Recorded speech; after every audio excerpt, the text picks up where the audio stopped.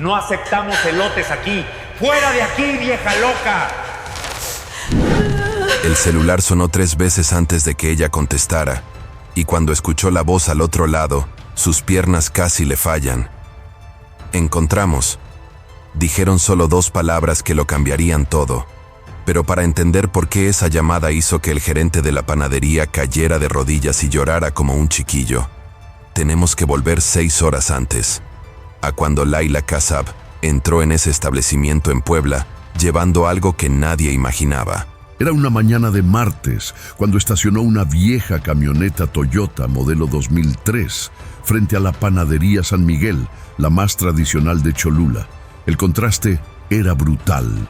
Mujeres elegantes entraban y salían con bolsas de panes artesanales que costaban más que un salario mínimo, mientras Laila bajaba de aquel vehículo destartalado con un pañuelo cubriendo su cabeza, ropas sencillas de algodón descolorido y sandalias gastadas que ya habían pisado más polvo del que la mayoría de la gente ve en toda su vida. Tenía 54 años, manos callosas de quien trabaja toda la vida en la tierra y esa humildad de quien nunca ha necesitado fingir ser más de lo que era. En el bolsillo de su falda, algunos pesos arrugados y un billete de 50 que guardaba como última reserva. En el regazo llevaba un costal de tela raído donde se veían, por los agujeros del tejido, granos amarillos de maíz. Cuando empujó la puerta de vidrio de la panadería, el olor a pan dulce le golpeó la cara como un abrazo cálido. El ambiente era intimidante incluso para quien llevaba días con hambre. Piso de cerámica brillante, vitrinas llenas de conchas, orejas y bolillos que parecían obras de arte, y ese ir y venir de gente bien vestida que entraba, compraba y salía como si aquello fuera lo más natural del mundo. 3 dependientes estaban detrás del mostrador. Roberto Sánchez, el gerente, era un hombre de 38 años que usaba un delantal blanco impecable, y ese aire de superioridad de quien creía que vender pan era una profesión más importante que cualquier otra. Cabello engominado, bigote recortado con precisión, y esa sonrisa que vendía más por arrogancia que por simpatía. A su lado, Carmela y Javier, vendedores que seguían el ejemplo de su jefe en todo, incluso en la forma de mirar a la gente. Cuando vieron a Laila entrar, los 3 intercambiaron miradas. El silencio fue tan pesado que hasta el ruido de la música norteña que sonaba bajito parecía haberse detenido. «Buenos días», dijo Laila con esa voz suave, pero firme. «Necesito 3 bolillos y medio litro de leche». Roberto la miró de arriba abajo, se fijó en el pañuelo en la cabeza, en las ropas sencillas, en el costal con maíz asomando por los agujeros. «Señora», dijo con una sonrisa que no le llegaba a los ojos, «aquí no es lugar para pedir limosna. La iglesia está a 2 cuadras». «No vine a pedir nada», respondió Laila con calma. «Vine a comprar. ¿Cuánto cuesta?»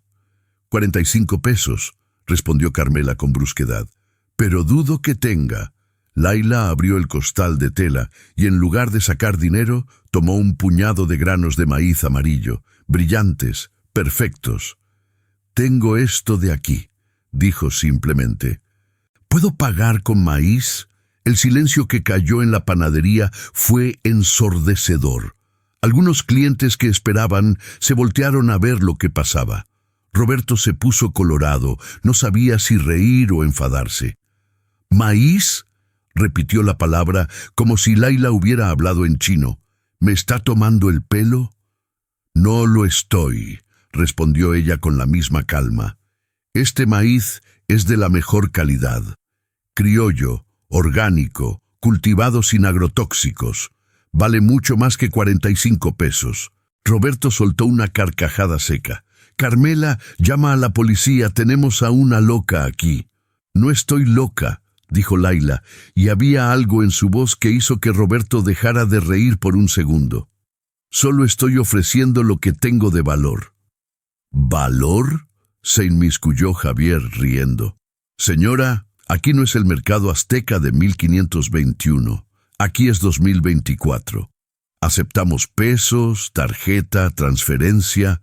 No aceptamos gallina, cabra o maíz. La broma provocó risas en los otros dependientes y en algunos clientes. Una señora elegante, con un bolso de marca, miró a Laila con un asco mal disimulado.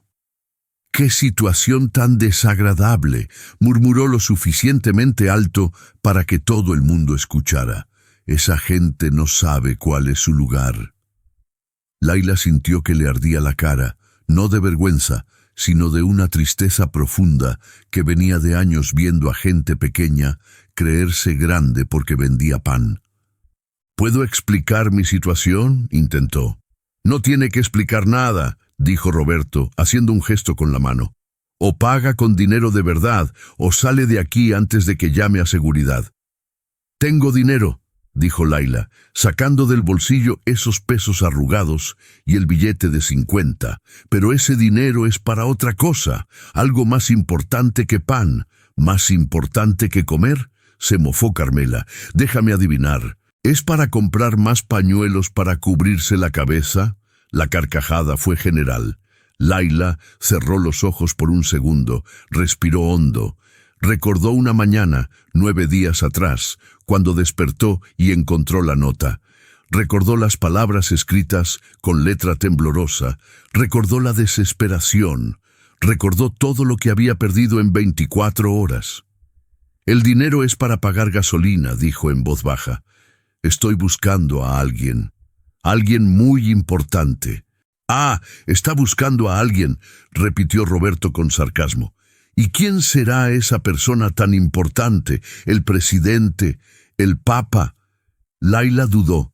No quería hablar de eso con gente que no merecía saber. «Mi padre», dijo simplemente. «¿Su padre?», rió Javier. «¿Y está perdido? Lleva desaparecido 9 días». El tono de su voz cambió.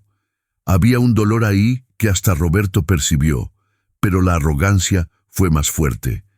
«Mire, señora», dijo, cruzándose de brazos. «Siento mucho lo de su padre, pero ese no es mi problema. Aquí es una panadería, no asistencia social.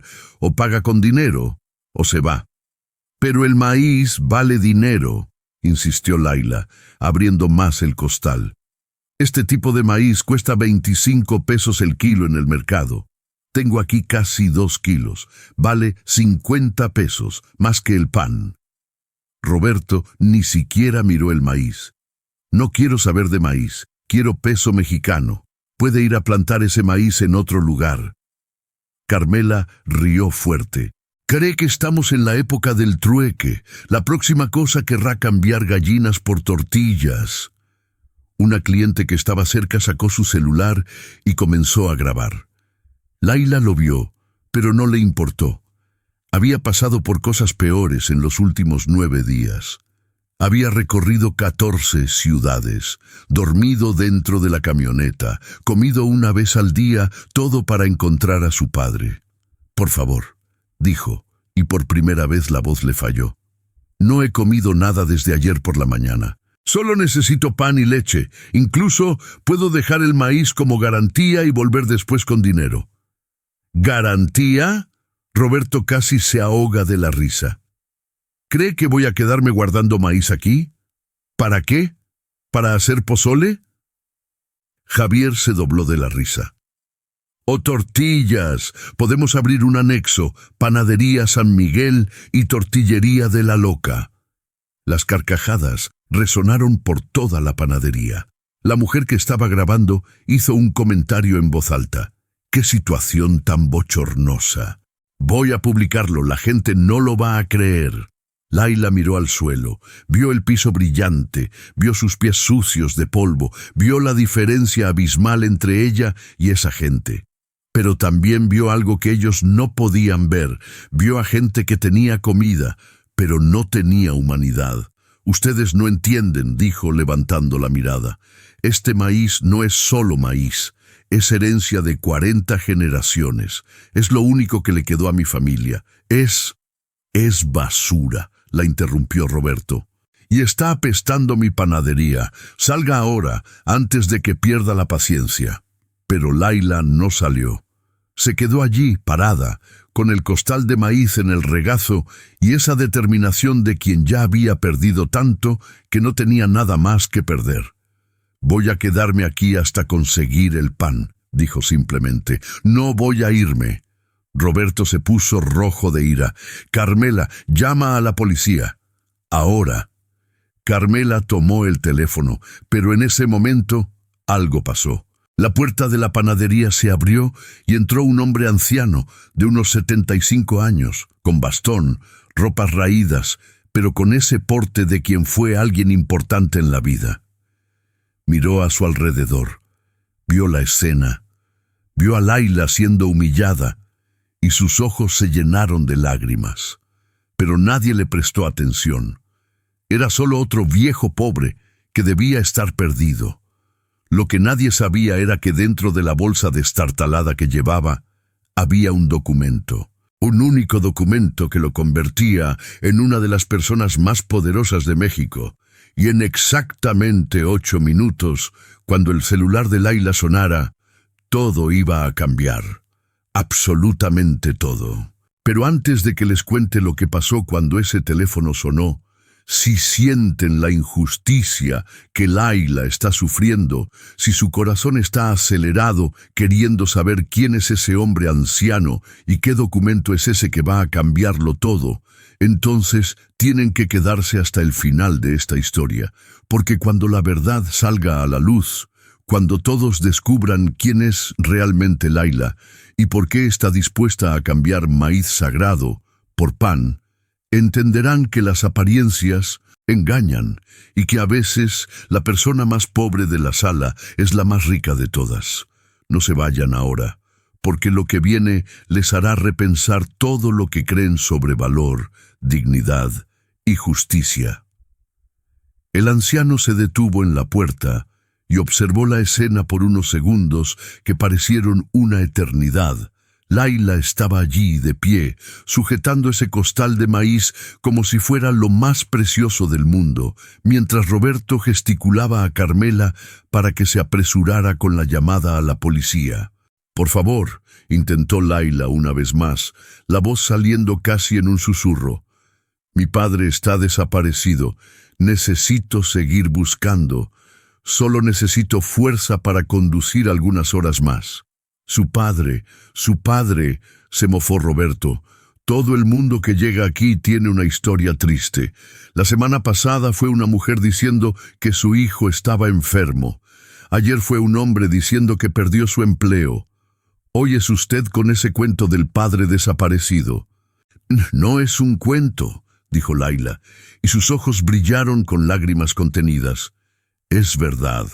Salió de casa hace 9 días y no volvió». «¿Y la policía?», preguntó Javier con falsa preocupación.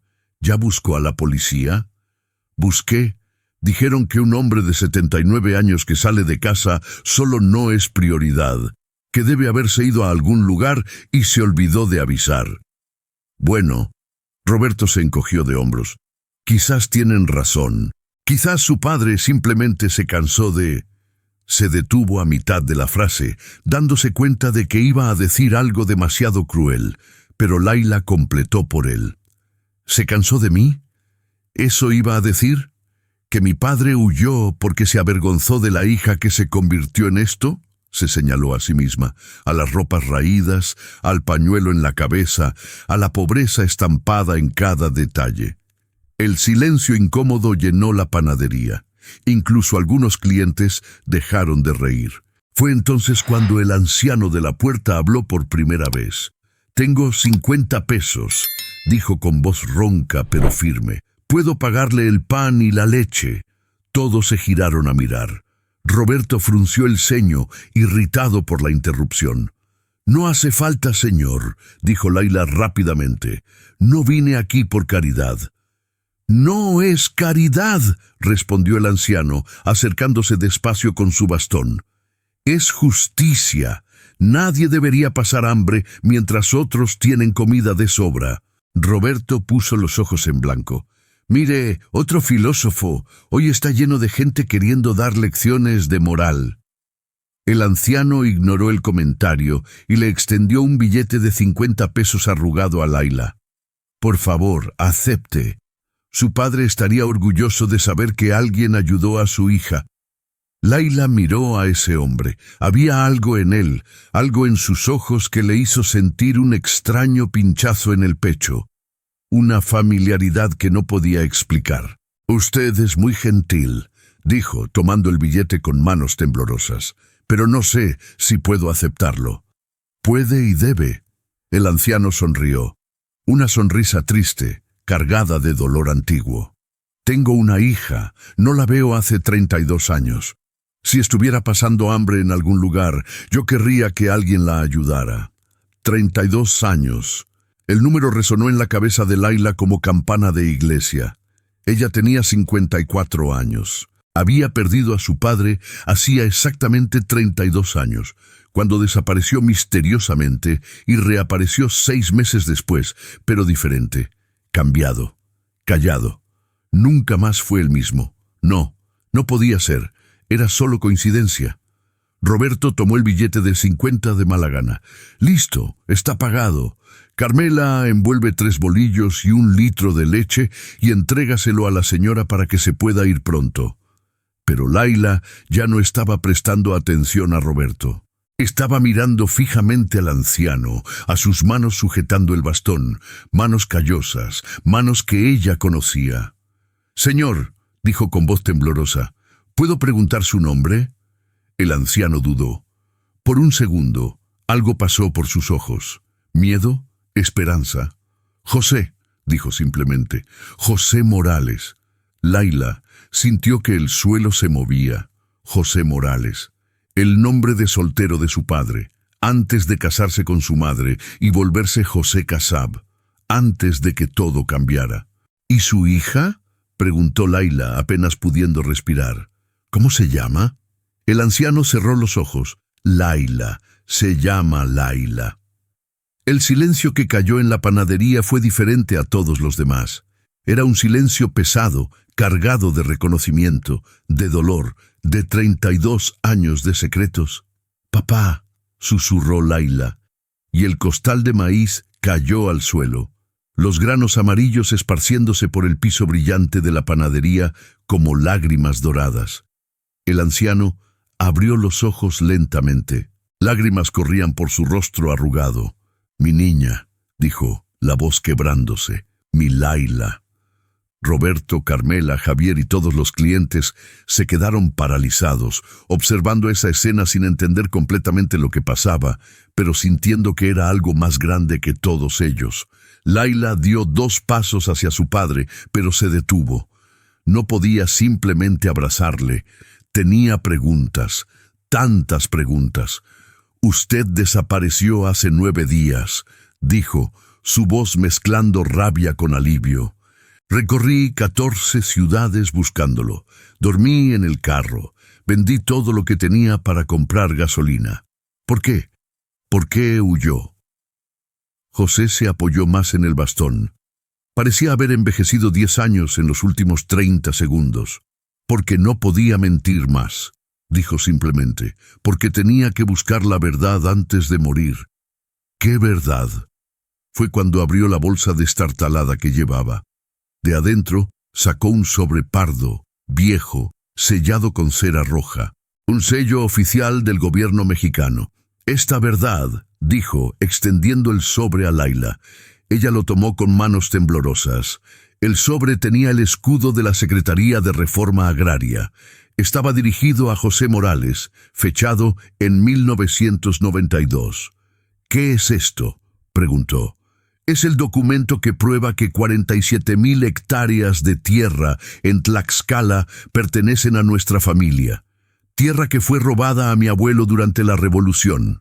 Tierra que intentaron hacer desaparecer cambiando nombres, falsificando registros». Roberto, que estaba escuchando todo, comenzó a palidecer. 47,000 hectáreas, repitió Carmela, boquiabierta. José asintió. Pasé los últimos 32 años intentando probar que esta tierra era nuestra. Cambié mi nombre, desaparecí de la familia, fingí ser otra persona, todo para protegerlos mientras yo luchaba contra gente poderosa que no quería que la verdad saliera a la luz. Laila sujetaba el sobre, intentando procesar todo aquello. «¿Entonces usted no nos abandonó?» «Nunca», dijo José, y su voz se quebró. «Cada día lejos de ti fue un día en el que morí un poco por dentro, pero tenía que hacerlo. Tenía que recuperar la tierra de nuestros ancestros, la tierra de donde vino este maíz», señaló los granos esparcidos en el suelo. «Ese es el maíz criollo que nuestros antepasados cultivaban hace 400 años. Es lo último que queda. Lo guardaste como herencia sin saber que era la prueba de nuestro linaje». Laila miró los granos dorados en el suelo, brillando bajo la luz de la panadería. De repente, todo tenía sentido. La insistencia de su padre en guardar esas semillas, la sacralidad con la que trataba cada grano. «¿Y ahora?», preguntó. «¿Lo logró probar?». José sonrió, pero era una sonrisa cansada. «Lo logré. Hace 9 días conseguí la firma final. Esta tierra vale más de 200 millones de pesos. Es nuestra, mi hija, es tuya». El número resonó por la panadería como una explosión. Roberto sintió que las piernas le fallaban. Acababa de humillar a una de las herederas más ricas de México. Pero antes de que alguien pudiera decir algo, el celular de Laila sonó. Miró la pantalla. Número desconocido. «¿Aló?», contestó, todavía en shock. La voz del otro lado dijo solo 2 palabras. «Encontramos documento». Laila palideció. «¿Cuál documento?». «El testamento de su bisabuelo. Estaba en los archivos de la Ciudad de México. Confirma todo. La tierra es de ustedes. Más que eso, hay una cláusula que dice que cualquier intento de fraude o apropiación indebida debe ser compensado con el triple del valor». Laila apenas podía creerlo. «¿El triple?». «Sí, 600 millones de pesos. Serán depositados en la cuenta que usted nos informó antes de que termine el día». Ella colgó el teléfono. Miró a su padre. Miró a Roberto, Carmela, Javier. Miró a todos los que se habían reído de ella.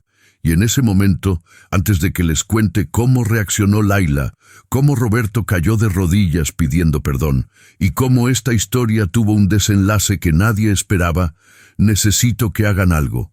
Deténganse un segundo y piensen en cuántas veces han juzgado a alguien por su apariencia. Cuántas veces han creído que sabían la historia de una persona solo con mirarla. Si esta historia les está llegando, si sienten en carne propia la injusticia que Laila sufrió, escriban aquí en los comentarios de qué ciudad, de qué país me están escuchando ahora. Quiero saber cuánta gente alrededor del mundo entendió que la apariencia no significa nada. Escriban, viendo desde su ciudad, y compartan cuál es la lección que ya están sacando de esta historia, porque el final que viene ahora será tan poderoso que querrán contarlo a todas las personas que conocen. Laila guardó el celular en el bolsillo con manos temblorosas. Miró a su padre, a ese hombre que había desaparecido por 32 años para proteger a la familia, y sintió que algo se rompía dentro de ella. No era rabia, no era rencor. Era un alivio tan profundo que dolía más que cualquier herida. «Papá», dijo, y esta vez ya no había más duda en la voz. «Usted me encontró». «No», respondió José, apoyándose en el bastón, lágrimas corriendo libremente por su rostro arrugado. «Tú me encontraste. Te estuve siguiendo durante 3 días, desde Oaxaca. Te veía parar en cada ciudad, preguntar por mí, dormir en el carro. Quería acercarme, pero tenía miedo. Miedo de que me odiaras». «Nunca le odié», dijo Laila, dando un paso más hacia su padre. «Solo no entendía. Mamá murió sin entender. Pasó 20 años esperándolo». El dolor en los ojos de José era palpable. «Lo sé, y esa es una culpa que cargaré hasta el último día. Pero si hubiera vuelto antes, si hubiera contado la verdad, los habrían matado. Eran personas poderosas, Laila, políticos, empresarios, gente que no quería que la verdad sobre la tierra saliera a la luz. Roberto, que había estado observando todo en silencio, finalmente encontró la voz. «Señor José, yo no sabía. Perdóneme, por favor». José se volteó despacio hacia él. No había rabia en su mirada, solo una tristeza profunda. «No es a mí a quien debe pedir perdón, es a mi hija, es a todas las personas que ha juzgado por la apariencia». Roberto cayó de rodillas en medio de la panadería, frente a todos los clientes. «Señora Laila, fui un idiota, un completo idiota. Por favor, perdóneme». Carmela y Javier se unieron a él arrodillados, destrozados por la vergüenza. «Nosotros también», lloró Carmela. «Fuimos crueles, inhumanos». Laila los miró. Podía sentir la rabia hirviendo, podía sentir la necesidad de echarles en cara cada humillación, cada broma cruel, cada mirada de asco. Pero entonces recordó algo que su madre solía decir. «La venganza no trae de vuelta lo que perdimos, mija. Solo multiplica el dolor». «Levántense», dijo simplemente. «No vine aquí para ver gente de rodillas, vine a comprar pan». Roberto se levantó con dificultad, el rostro mojado en lágrimas. «Puede llevar todo lo que quiera, toda la panadería. No le cobraré nada». «No», dijo Laila con firmeza. «Voy a pagar, pero no con maíz, con esto de aquí». Tomó el billete de 50 pesos que su padre le había dado, ese billete arrugado que ahora tenía un significado completamente diferente. José observaba a su hija con un orgullo que se transparentaba en cada arruga de su rostro. «Eres idéntica a tu madre, justa, digna, fuerte». Laila se volteó hacia él. «Usted pasó 32 años lejos para proteger una herencia que ni siquiera sabíamos que existía. ¿Pero sabe cuál fue la verdadera herencia que nos dejó?» «¿Cuál?» «Esta», señaló el costal de maíz en el suelo, a los granos dorados esparcidos. «Usted me enseñó a valorar las raíces. Me enseñó que algunas cosas no se venden, no se cambian, no se abandonan. Me enseñó que la dignidad no tiene precio». José ya no pudo contener el llanto. Se acercó a su hija y, por primera vez en 32 años, la abrazó. Un abrazo apretado, desesperado, de quien sabe que perdió décadas, pero agradece tener al menos un minuto más. La panadería entera estaba en silencio. Los clientes lloraban abiertamente. La mujer que estaba grabando bajó su celular, incapaz de seguir filmando sin desmoronarse en lágrimas. «Papá», susurró Laila al oído de su padre, «¿cuánto tiempo le queda?» José se apartó un poco. La miró a los ojos.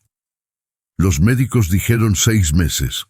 Cáncer de páncreas. Por eso corrí tanto detrás del documento. Necesitaba dejarte protegida antes de partir». Laila sintió que el mundo se tambaleaba. Acababa de reencontrar a su padre para descubrir que iba a perderle de nuevo. «No», dijo la voz rota, «no es justo. La vida no es justa, mi hija, pero es generosa. Me dio tiempo suficiente para arreglar el error que cometí. Me dio la oportunidad de mirar tus ojos una vez más». Roberto, que todavía estaba cerca, se acercó tímidamente. «Señor José, señora Laila, si me lo permiten, yo tengo un amigo oncólogo en Guadalajara, uno de los mejores de México. Puedo llamarle ahora, concertar una consulta urgente». Laila miró a Roberto. Todavía veía al hombre que la había humillado, pero también veía algo más. Veía a alguien que estaba genuinamente arrepentido, genuinamente queriendo enmendar el error. «¿Por qué haría eso?», preguntó. «Porque hoy aprendí una lección que mi madre intentó enseñarme toda la vida y nunca la escuché», respondió Roberto con la voz embargada. «Aprendí que cada persona que entra aquí tiene una historia, tiene un dolor, tiene una lucha, y mi trabajo no es juzgar, es servir con humanidad. Carmela se acercó también. Señora Laila, yo tengo una hija de 12 años. Cuando llegue a casa hoy, le voy a contar esta historia. Le voy a decir que conocí a la mujer más digna que he visto en mi vida. Le voy a enseñar a nunca, nunca juzgar a nadie por la ropa que lleva. Javier se quitó el delantal. Voy a renunciar. No merezco trabajar en un lugar donde aprendí a ser cruel. Necesito reaprender a ser humano. No, dijo Laila. No renuncie. Quédese. Pero cada vez que una persona humilde entre aquí, recuerde el día de hoy. Recuerde que no sabe su historia. No sabe por qué está así. No sabe lo que lleva en el corazón. José puso la mano en el hombro de su hija. Aprendiste bien, mija. Mejor de lo que yo podría haber enseñado. Aprendí con mamá. Laila sonrió a través de las lágrimas. Ella siempre decía, no importa cuán alto subas, nunca olvides de dónde vienes. Y tenía razón. Fue entonces cuando una de las clientes que estaba observando todo se acercó. Era una mujer de unos 40 años, bien vestida, que se había reído de Laila al principio. Señora, dijo extendiendo la mano, mi nombre es Mercedes Ramos. Soy periodista de El Universal. ¿Puedo contar esta historia? México necesita saber que todavía existe gente como usted. Laila dudó. No quiero fama, no la necesito. No se trata de fama, insistió Mercedes. Se trata de lección. ¿Cuántas personas tratan a otras con desprecio todos los días? ¿Cuántas historias como la suya ocurren en silencio? Su historia puede cambiar la forma en que las personas se tratan. José apretó la mano de su hija. Tiene razón. No desperdiciemos el dolor. Vamos a transformarlo en algo que ayude a otras personas. Laila pensó por un momento. Recordó todas las veces que fue humillada en los últimos 9 días. Recordó las miradas de asco, las puertas cerradas en la cara, las risas crueles. Si su historia podía evitar que otra persona pasara por eso, entonces valía la pena. Puede contarla, dijo, pero con una condición. ¿Cuál? Que el titular sea «El valor de una persona no se mide por la ropa que viste, sino por el carácter que lleva». Mercedes sonrió, emocionada. «Perfecto, es perfecto». Roberto volvió al mostrador y comenzó a empacar no solo 3 bolillos, sino un costal enorme de panes, dulces, todo lo mejor que tenían en la panadería. Por favor, acepte, y venga siempre que quiera. A partir de hoy, esta panadería tendrá una nueva regla. Todos los jueves distribuiremos pan gratuito para quien lo necesite, en su honor. Laila tomó el costal, pero en lugar de salir inmediatamente, se agachó y comenzó a recoger los granos de maíz esparcidos en el suelo. Uno por uno, con cuidado, con reverencia. «¿Qué está haciendo?», preguntó Roberto. «Este maíz es sagrado», explicó. «Es la memoria de 40 generaciones. No puedo dejarlo perdido». José se arrodilló también, ignorando el dolor en sus rodillas viejas, y ayudó a su hija a recoger cada grano. Carmela, Javier, Roberto, clientes, todos se arrodillaron y comenzaron a ayudar. Una imagen que Mercedes fotografió y que se volvería icónica. Personas de todas las clases sociales, arrodilladas en el suelo de una panadería, recogiendo granos de maíz como si fueran pepitas de oro. Porque lo eran. Eran oro. No por el valor financiero, sino por lo que representaban. Raíces, historia, dignidad, resistencia. Cuando el último grano fue recogido y colocado de nuevo en el costal de tela, Laila se levantó y le extendió la mano a su padre. «Vamos, papá. Tenemos 6 meses para recuperar 32 años. No podemos desperdiciar un segundo». José tomó su mano, se apoyó en el bastón y juntos caminaron hacia la puerta. Pero antes de salir, Laila se volteó una última vez. «Gracias. dijo mirando a Roberto, Carmela, Javier, a todos.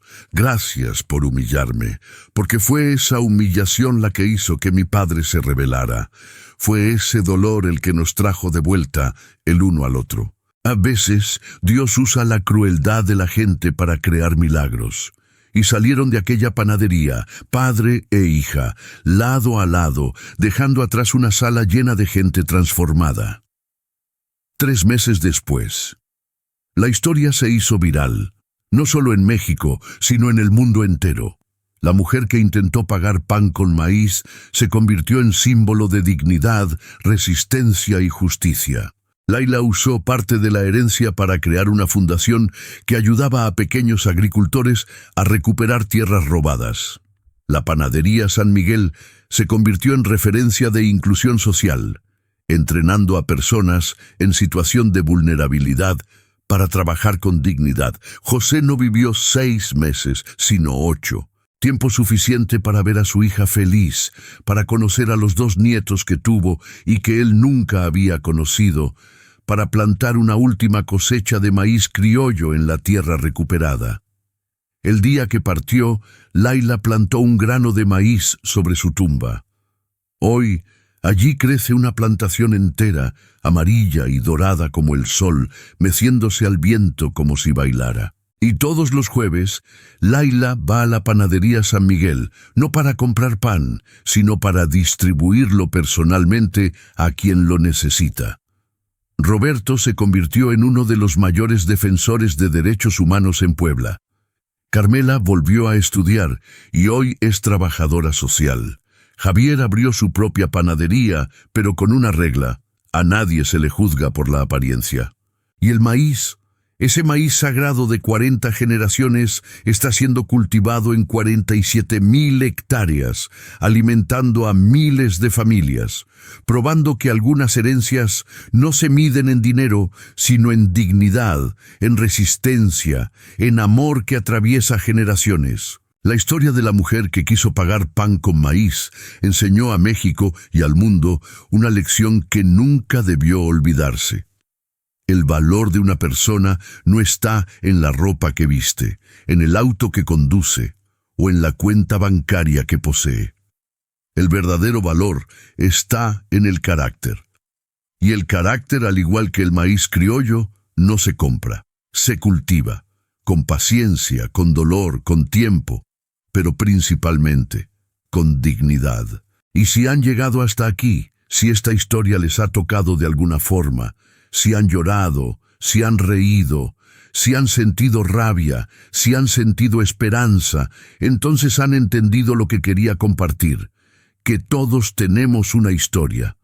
Todos llevamos dolores invisibles, y la próxima vez que vean a alguien que parece diferente, que parece fuera de lugar, recuerden a Laila. Recuerden que no saben qué batalla está luchando esa persona. Recuerden que la persona más sencilla puede ser la más rica, no en dinero, sino en corazón. Cuenten aquí en los comentarios, ¿alguna vez han juzgado a alguien por la apariencia y luego descubrieron que estaban completamente equivocados? Compartan su historia, porque cada historia es una semilla, y las semillas, cuando se plantan en tierra fértil, pueden alimentar al mundo entero. Gracias por haberse quedado hasta el final. Gracias por haber llorado conmigo, por haber sentido conmigo, por haber aprendido conmigo. Y recuerden, la dignidad no se viste, se lleva siempre.